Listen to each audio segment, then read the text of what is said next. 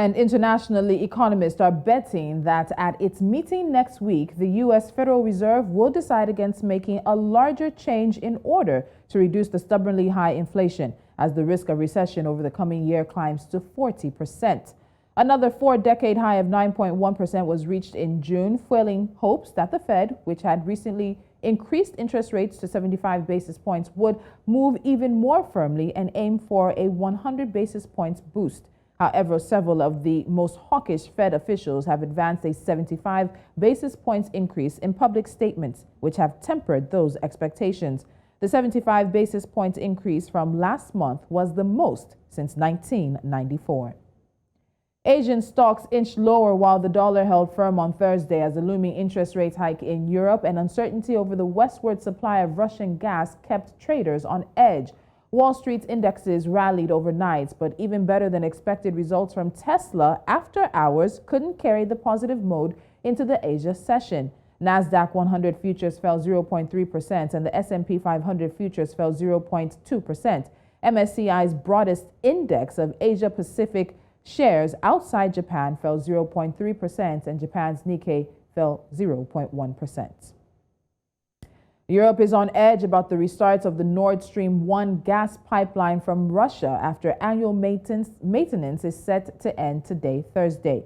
Governments are bracing for possible further supply cuts. Now, a planned outage on the biggest single pipeline carrying Russian gas to Germany started on July 11th and is expected to end July 21st today.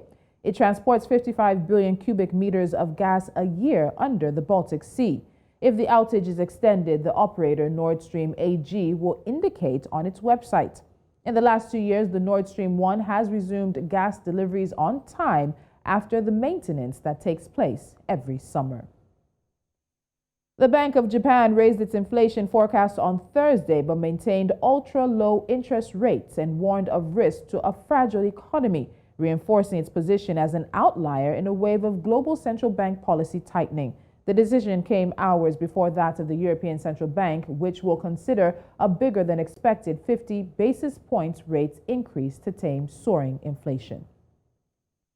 And staying in Asia, contract shipyard workers striking at Daewoo Shipbuilding and Marine Engineering are willing to end their strike and accept a wage increase offered by the company if lawsuits seeking damages from the strikers are dropped. And this comes from a union official representing the strikers. About 100 workers for subcontracting companies have occupied the company's main dock since last month, demanding a 30% pay increase and causing delays to deliveries of new vessels.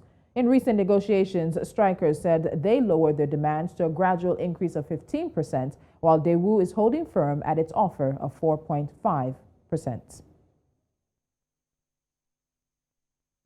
And there are many eyes on the Twitter versus Elon Musk case. Up next, we're looking at the concerns and conversations, especially for tech companies, that have come up. Stay with us.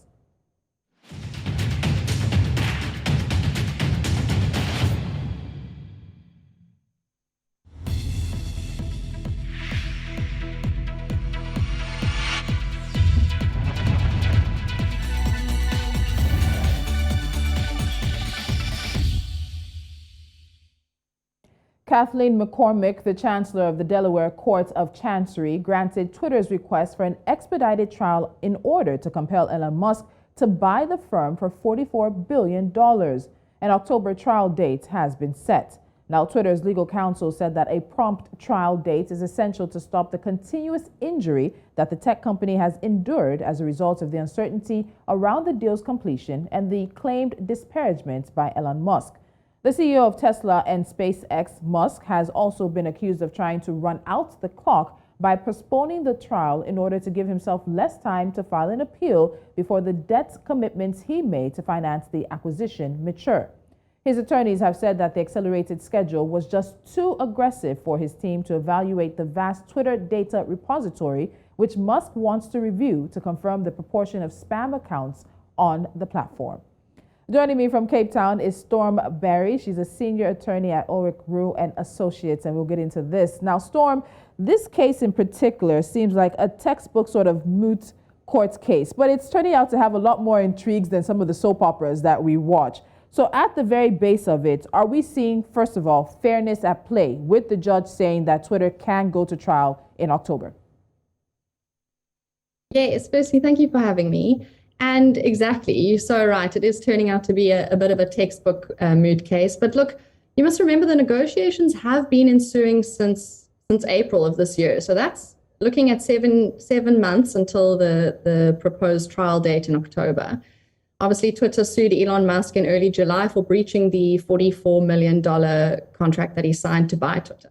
And the suit filed urges the court to order Elon Musk to follow through on his end of the deal. And his attorneys requested a trial date in, I think it was February 2023. But the argument is that billions of dollars in this matter are at stake, and obviously so is the future of Twitter, right? So, and adding to this, there's what's called a risk of irreparable harm, and that obviously generally grows the larger a merger of this matter remains in limbo. So yeah, look, other legal experts and market analysts see Twitter as having a strong upper hand heading into court. It certainly is going to be an intense battle. Ultimately, Twitter's board is holding Elon Musk's feet to the fire to play his part in finalizing the deal. I think it is fair. It is fair, in my opinion. If Elon Musk were to abandon the offer simply because he felt he overpaid or whatever the reason is, or he no longer wanted to buy in, Twitter could essentially sue him for billions in damages, in addition to possibly collecting that $1 billion fee in terms of the exit strategy. But I do believe it is fair for a trial date to be expedited for October. Yes. All right. So you've talked about Twitter seeing this as basically Musk reneging basically on this deal. And of course, there were safeguards. That's why the $1 billion is coming up. And when we look at it on the points of Twitter's case, let's just go through those. What do you think are the top three strongest things that Twitter has in this case going for them? You must remember, so in essence, it's seen as a breach of contract, right? And Twitter would have to prove that Musk breached the contract. And this is exactly why the trial date has been set for October. Musk's conduct in exiting the deal shows that he wants to escape a binding contract, that despite the fact that he freely signed it. And the fact that he is the richest man in the world should have no bearing on the lawsuit. And understandably, this matter will continue to garner a lot of media attention. But it's an entrenched rule of law that the matter should proceed on an impartial basis and in an unbiased manner. Look, Twitter would have to prove that Musk was in fact in breach of contract, and Elon Musk would have to prove that Twitter misled him in the matter, and that Twitter did not in fact comply with its contractual obligations. But what is interesting to note in this regard is that Twitter originally didn't want to disclose certain information pertaining to bots and spam account percentages. And now, in an attempt to force Musk to buy Twitter through the court process, Twitter is going to have to disclose that bot information to the court. So yeah, it'll be an interesting one. And hopefully that information will line up with the same information that they gave to Elon Musk. But Delaware comes into this conversation as well. And a lot of these cases seem to end up in this Delaware court in the United States. What makes this sort of jurisdiction so attractive to tech companies, or companies in particular?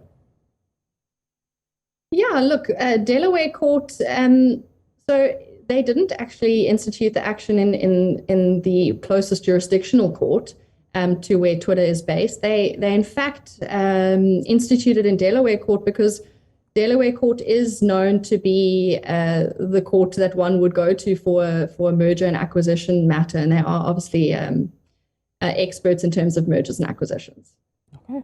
All right, so let's also look at this. There are some indications that Musk is banking on the trial happening next year, which you talked about. His lawyers asking for a February 2023 trial date and hoping to run down some of these clauses inside that. So even with the Twitter situation, is there any liability that Musk might bear to the lenders who he sort of grouped together in order to put together the financial package in terms of the contract with them? What about that? Yes, of course. Look, that's a very interesting question. You must remember that Musk used a large chunk of his Tesla shares to back the financing for the Twitter deal. But also, in addition to this, he also had arrangements in place with outsider investments or investors rather, for both equity and financing in order to lessen his personal stake in the deal. And in addition to this, not only were there financing, there were no financing and no diligence conditions in the contract. Musk had already secured several debt commitments together with obviously his own personal equity commitment in order to suffice the funding of the purchase of Twitter.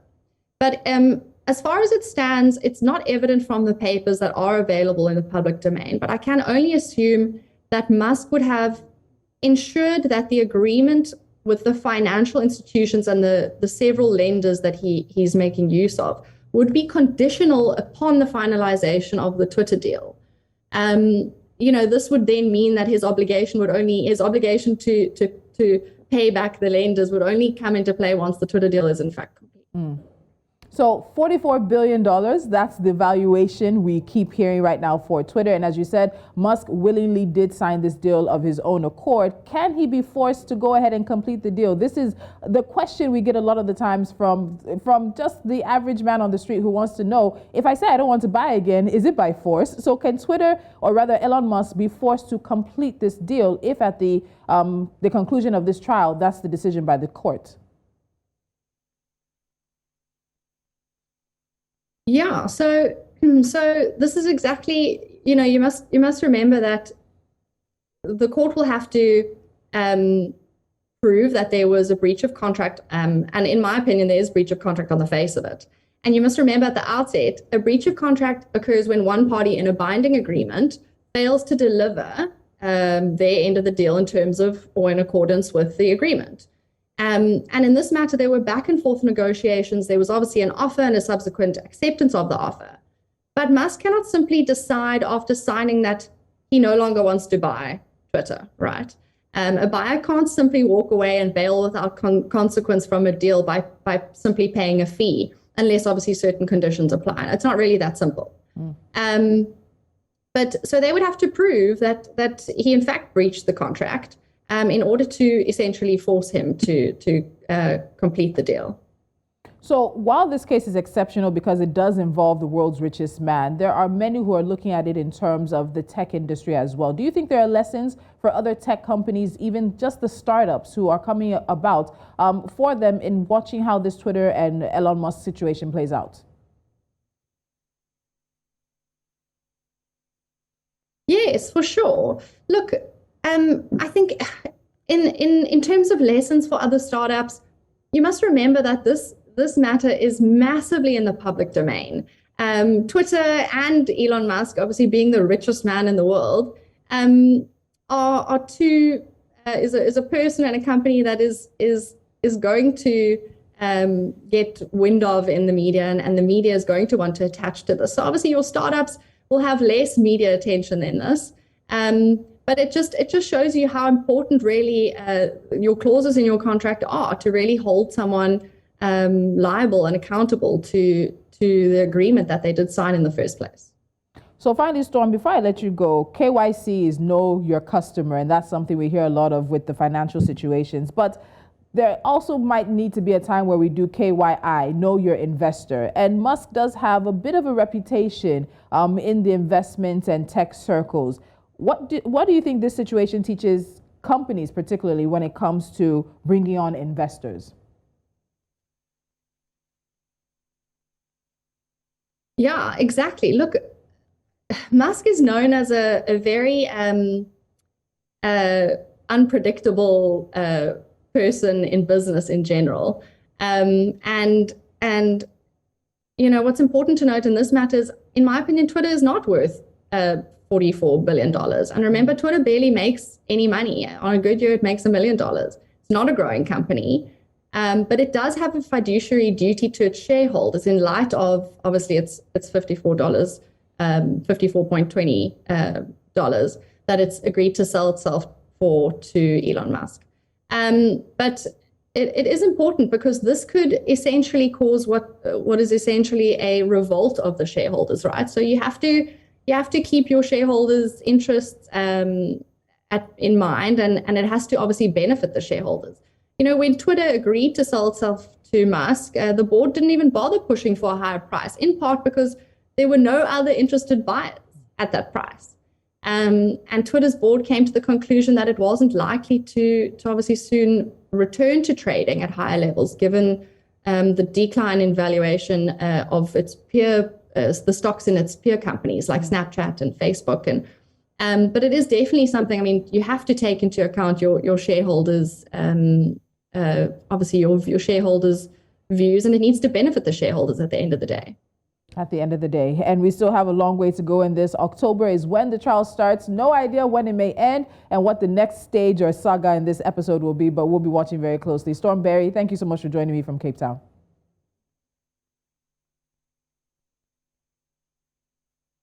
All right, there. And as we said in the beginning, it does seem like it's a soap opera right now. We seem to be probably in chapter 2 or maybe episode 2 of Twitter versus Elon Musk. But it is one story that many in both the tech industry and, of course, the financial and investment sectors are keeping a close eye on. When we come back, we'll be telling you what we're keeping a close eye on. NC4 to watch is up next.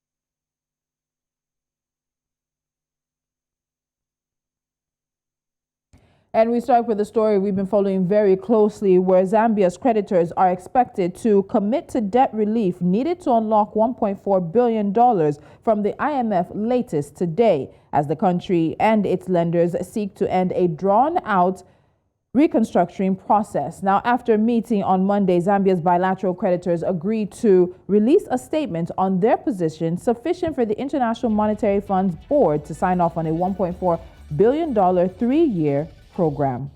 Egypt has approved pre-listing procedures for petrol stations operator Wataniya and water company Safi, which are both currently owned by the Egyptian army. This is the first step towards stock market listings. The Nigerian Senate has moved to provide legal and institutional framework to empower individuals and other private entities with the capacity to generate, distribute, and supply electricity. The Senate's passage of the Electricity Bill 2022 will allow investors to leverage on the gains of the privatization phase of the electric power sector in Nigeria. And finally, Ghana's government is expected to announce its decision on the vendor country to build Ghana's first 1 gigawatt nuclear power plant by 2030. The plant will serve as a base load for the country. The announcement will also make known the type of nuclear power technology the country will use to address its energy deficit and fulfill the global obligation of transitioning to cleaner energy. And that's the business we have for you right here on Business Edge. Thank you so much for joining me. You can, of course, follow us on social media, download our mobile app, subscribe to our YouTube channel, and watch us on the platforms we are available. I'm Tolulokwe Adileru Balogun. Have a fantastic day.